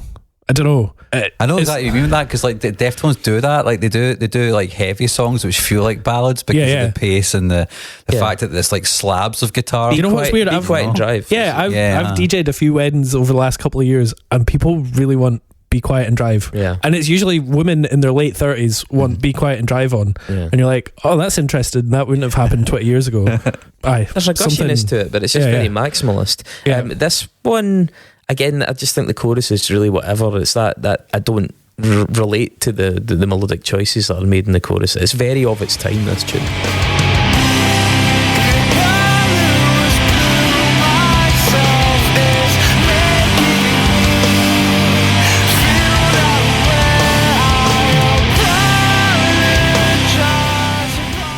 I think there's some strings in it towards the end of the last chorus. It could be. Because it kind of goes all wobbly towards the end and sort of breaks apart. So I mentioned Trepanning by Cave In earlier on, and I think that track Zombies Are Good For Your Health, number 7, has that rock and roll groove vibe to it.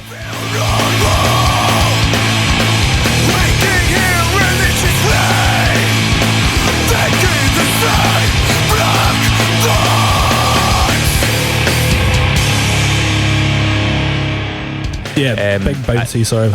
I'm not saying that I think it's as good as Trepanning, because it's just not. But you know, they mix some groove into the pummel in this one. Yeah, it's I love a D beat. It's a slow D beat in this song, so it does have that a lot more urgency, with a really, really cool ending. I'm going to do a big Glassjaw comparison here, because there's a few songs and the heavier songs on Worship and Tribute which sound quite like this, and that last riff is a pure face melter.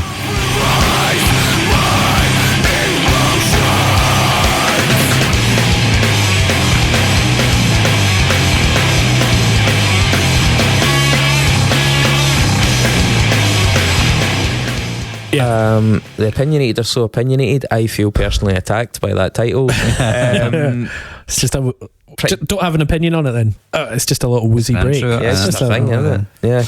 Yeah. Apathy is a cold body.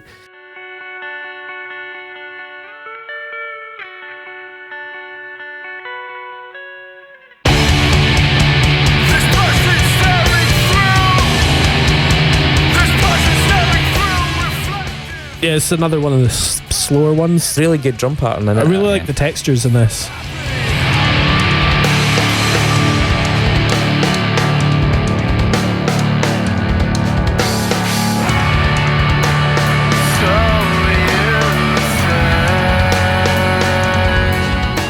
It's very Deftones, and a bit Cave In in places as well, I think. Yeah, the chorus is a bit emo, but it's a nice sounding track.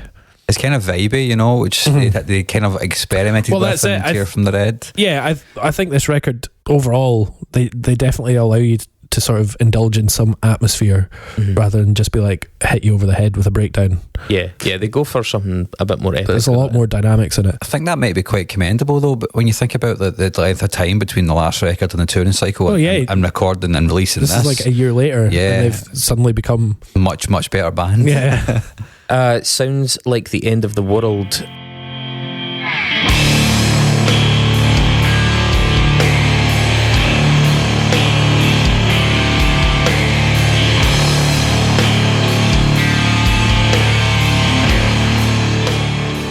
Falls quite nicely in line after the last song. Well, the thing is, I think this track tips the balance of the album for me, because at this point you realise that there's a lot of songs with that breathy emo thing going on.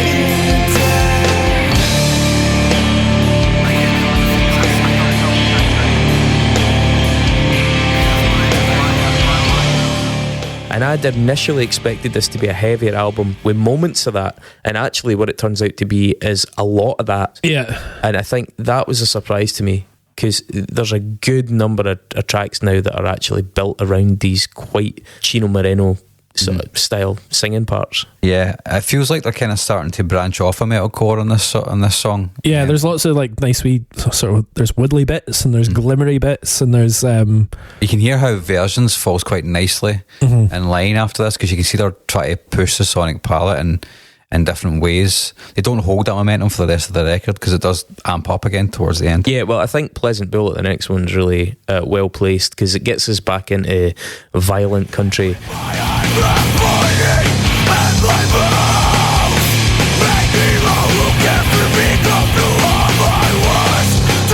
But it's quite upbeat. It sounds like quite optimistic. It's got a major key, yeah.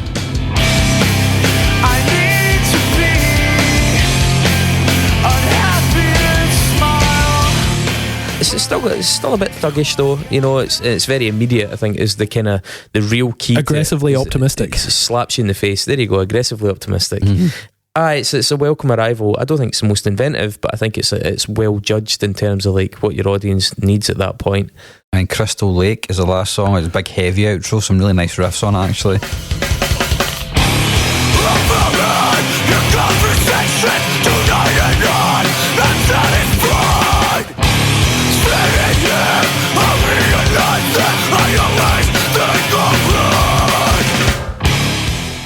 I've got it down as a respectable bruiser.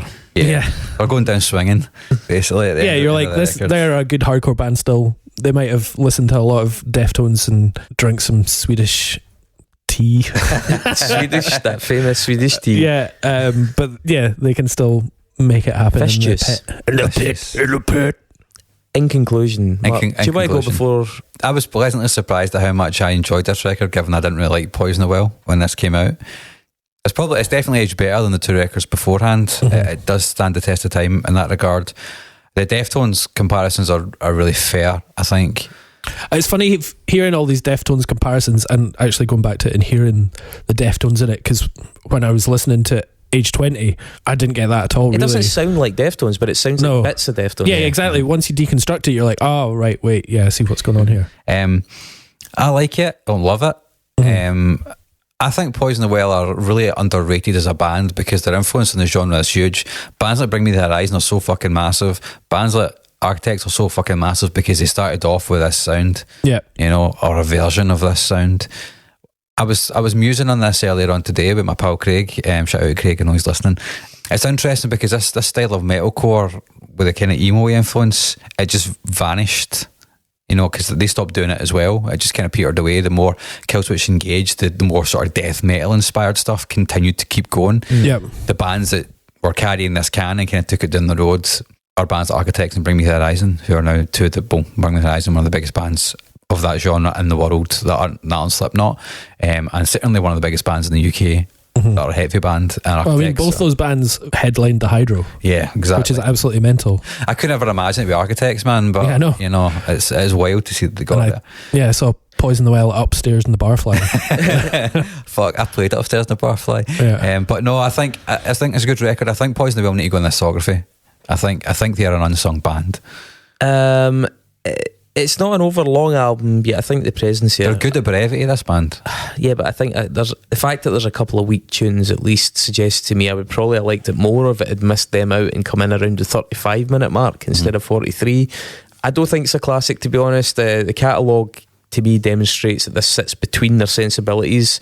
You know, it's not as choppy as the metalcore stuff, but conversely, it's got a lot of melodic parts, but I just don't think they're great melodic parts.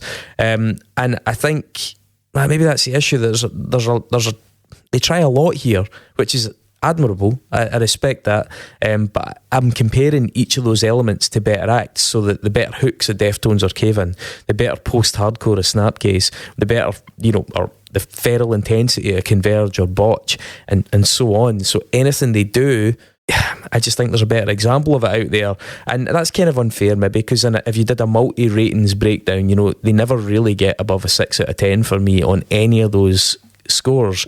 And whilst a 6 across the board is no easy feat, but previously they were getting, you know, arguably a 10 out of 10 for their metalcore chops.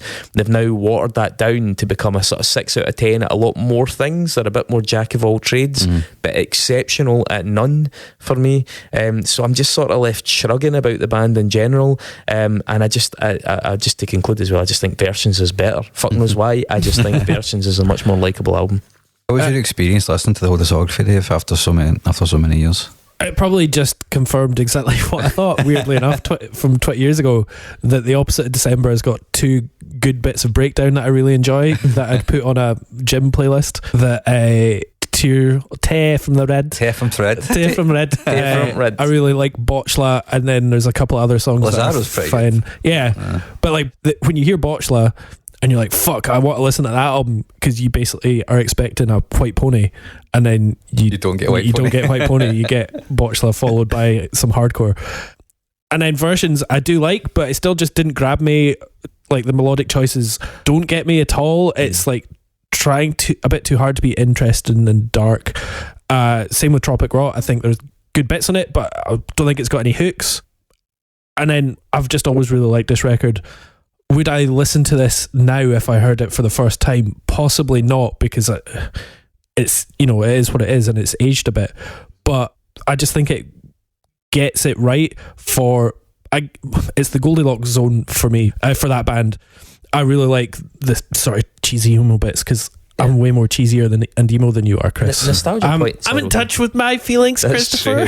You're not. And I definitely think Poison the Well should be in the discography in terms of like being a pioneers of post-hardcore and hardcore and metallic we should mention hardcore as well, this is by far their biggest record, but even then it's only about 115,000 sales. Yeah. Like, and it's the one that they had on a major label, but the major label immediately dropped them. I listen to this record more than I listen to any Cave In record, Chris. So do you want me to do that? I'm just saying it. That's like why you're not on the pod anymore. my melodic choice is this over that. For some reason, it just connects with me more. A couple of bands that I would put them with are maybe like Fear Before the March of Flames.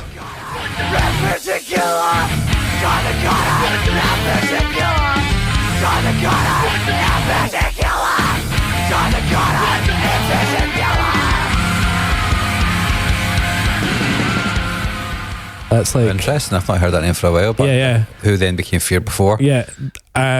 These Arms Are Snakes as well. These Arms Are Snakes. That's sort Yeah, of- but these Arms Are Snakes have got more in common with the versions period. Yeah, I'll give you that. But then you've just got this list of bands that they're so much better than. And that's a long list. Yeah, exactly. And I went to see most of them in the garage. But yeah, I've just always had a real soft spot for Poison the Well. From Autumn to Ashes. And From Autumn to Ashes. Let's not do that. A trio. A trio played last week. Yeah, somebody was supporting them. Who was it? Somebody I knew. I can't remember. Anyway, yeah, They're Poison the Well. not the same It's a band. great record. It's fun. It's fun being emo. Well, that brings us to the first edition of the Nexus in quite some time.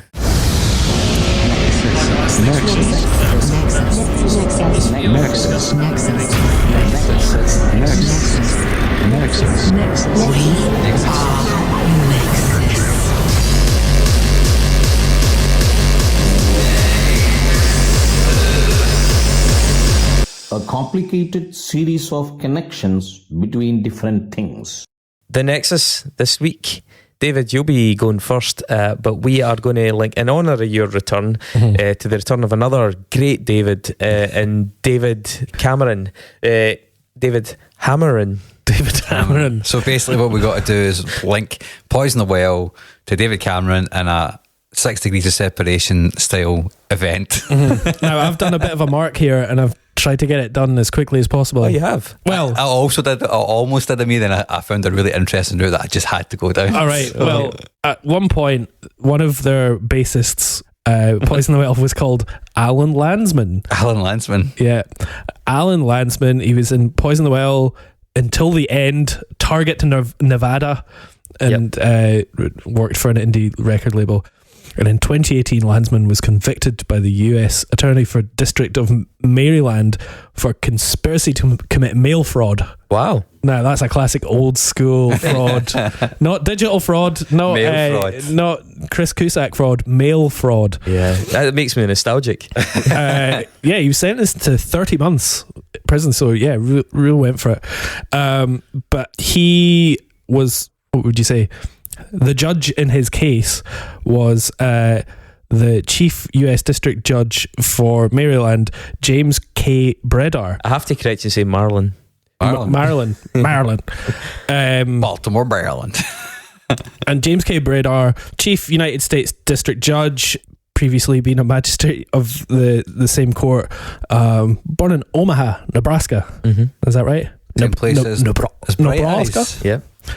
Saddle Creek. And yeah, he's been doing the rounds for a while. I don't really know what to say.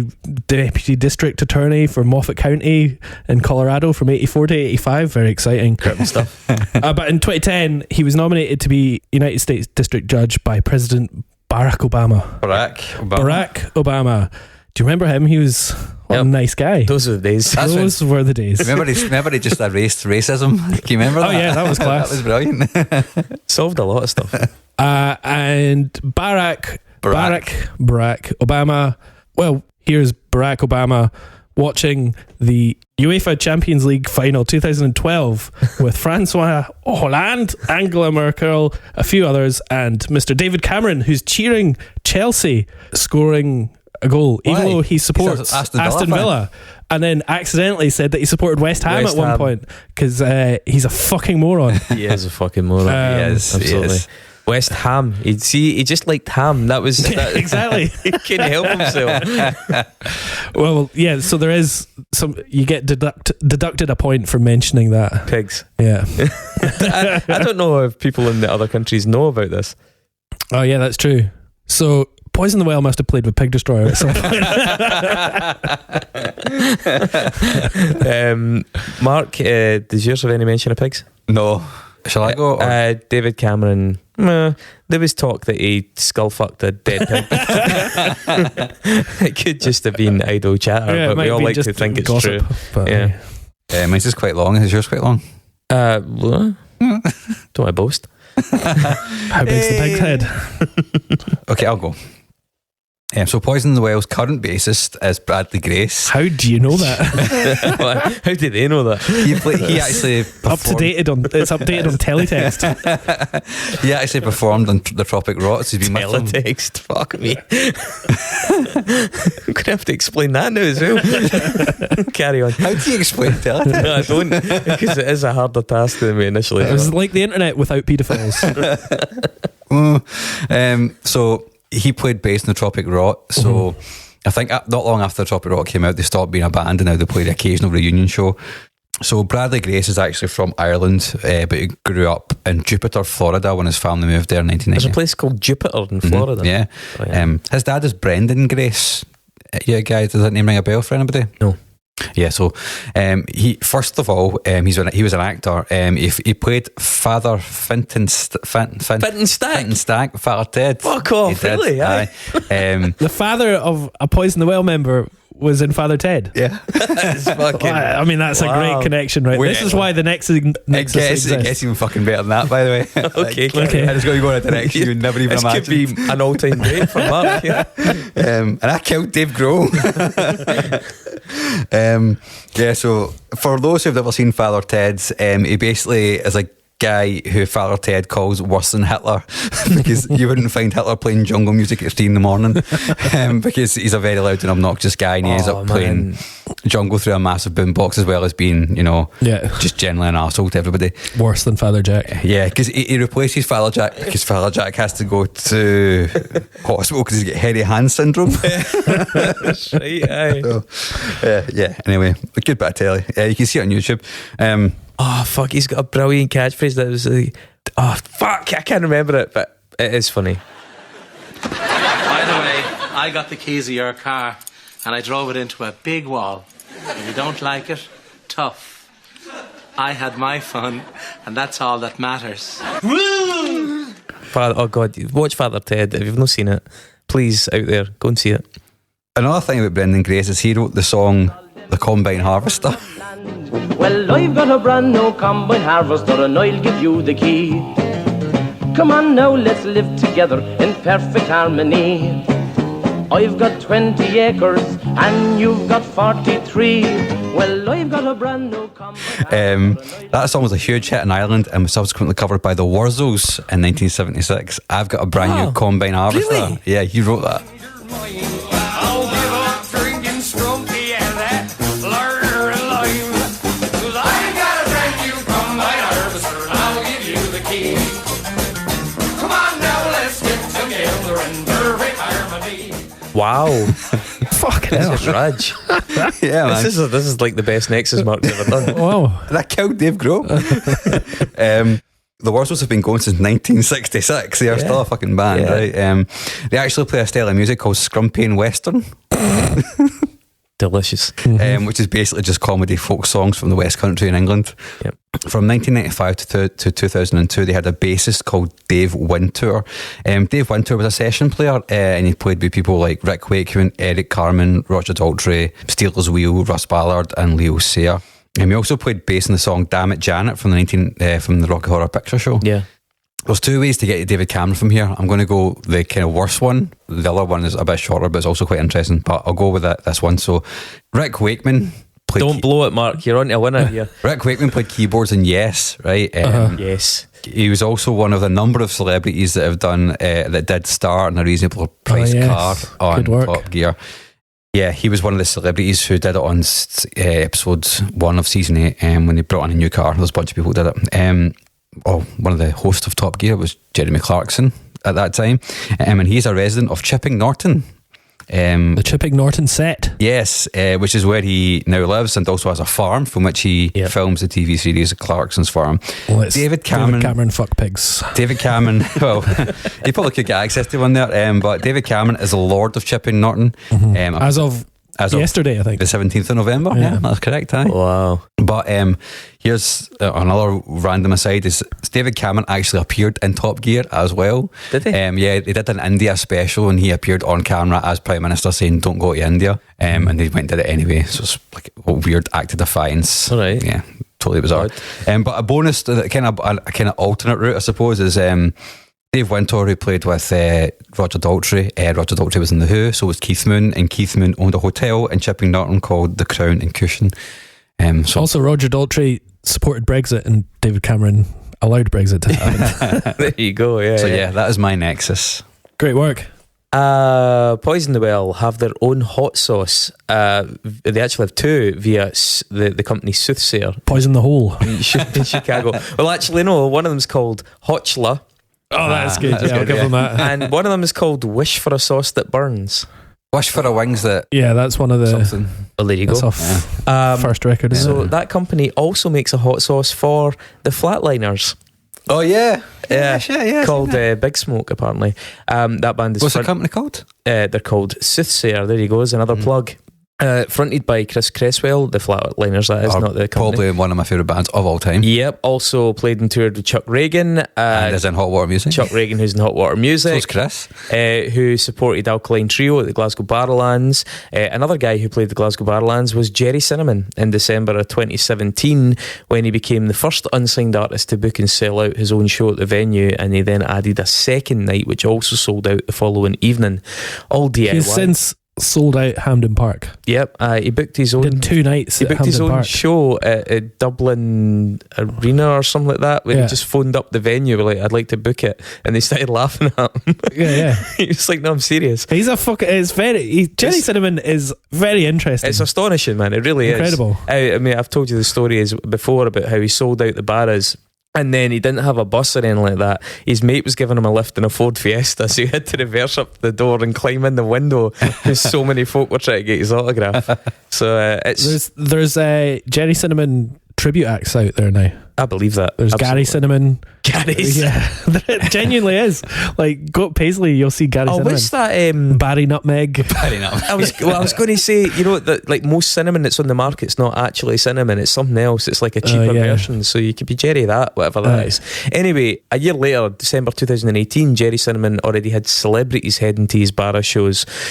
Martin Compston was one of them, and he tweeted out this video of him chanting, you know, that here we fucking go thing you hear in hate Scotland. that I think. so much. Oh, it's awful. So he tweeted a video of him singing that outside the venue the night of one of the shows. Compston's a big Celtic fan. He played in the Maestro Celtic team, which was a charity match fronted by Paul McStay and Rio Ferdinand to raise money for UNICEF and War Child. That game also featured James McAvoy, by the way, and it featured One Direction's Louis Tomlinson.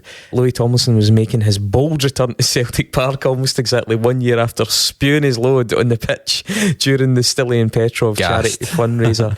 He took a pretty fucking hefty tackle. Was it Agbonglahor or something like that? Somebody went absolutely through him, right? And I think he did one of his ligaments. And then as he went off the pitch, he was so out of breath for being really unfit that he literally just projectile vomited onto the park. There's some amazing photos of it. I was at the game. I saw it happen. It got the biggest cheer of the day as well. So Louis Tomlinson was in One Direction, and their hit cover, which was like a mashup of One Way or Another with Teenage Kicks, you know, the Blondie song and the Undertone song, also included a video. And in that video, the band could be seen gyrating outside 10 Downing Street, only to suddenly be joined by the actual David Cameron. The actual David Cameron. The five of the band then start like dancing around him and swarming him. It's quite a sight, and it's a sight that 476 million people have seen on YouTube. That is the world we live in. Yeah, let's go back to a simpler time. I'm just going through my phone because I've got a video to show you. Well, I'll show you after the podcast. Yes. But it's of, I think, at one of these Barrowland Jerry Cinnamon gigs, and my pal was filming the show, and there's a slow motion bit of the stairs going up off out the front door, you know, the main stairs where all the names, and there's slow motion, and you're like, what is going on here? There's something happening, and then you realise that it's just piss, and there's just a guy standing at the top of the stairs pissing onto the whole crowd of people coming up the stairs and like gallons of piss, and then like it slowly moves to his face and he's got the biggest cheesy grin ever. He's just pissing on all these folk, and then just at the end you can see like a security guy running up the stairs like, what the fuck? It's an amazing piece of cinema. I've also got a photo of somebody at the next year at the next Jerry Cinnamon Christmas gig of just a guy in the men's bathroom just shitting in the bin wearing a Santa hat. I mean, poor Jerry, can't he regulate his audience? He knew no, he knew what he was getting into. Yeah, exactly. You know what I mean? Ordinary fucking people. Salt of the earth. Right, Dave, it was a fucking real pleasure. Yeah, to it was have you great back. to have It was you a back, joy, man. yeah. And to bring us back in hot after. I can't say the same about every Dave that's come back, but you certainly, aye. Pleased to see you. Well, the next time I see you, it'll be bloody Christmas, I hope. Eh? That'll be Smashed. Next time you see You'll us, be shitting the bin. Yeah, that's the aim. Where are we going to shit in the bin this year? The Because Barrowlands. Let's Dave's- book it out. Book at the Just Barrowlands. phone up Barrowlands. Excuse me, I just want to book it for a night. I'd like to shit in the famous bin. Awesome. We can all defecate in a variety of places. We could get the audience to suggest them. So it's also a good time to start getting your questions in for the Christmas We've episode. already got some. We've So also got some crackers, but thank you Christmas on crackers. those on Instagram that have gave us questions. Yep. far. So we'll start the big build up to that. We will be back with another episode soon. We've got a couple of really good ideas in the pipeline and a couple of guests that we're going to try and get involved. Thanks for sticking with us. We appreciate your contributions and your patience and your attention. It was our first break in 6 years, so I hope you forgive us. I am going to go and piece my life back together. Guys, it's been a pleasure. God bless. God bless everyone.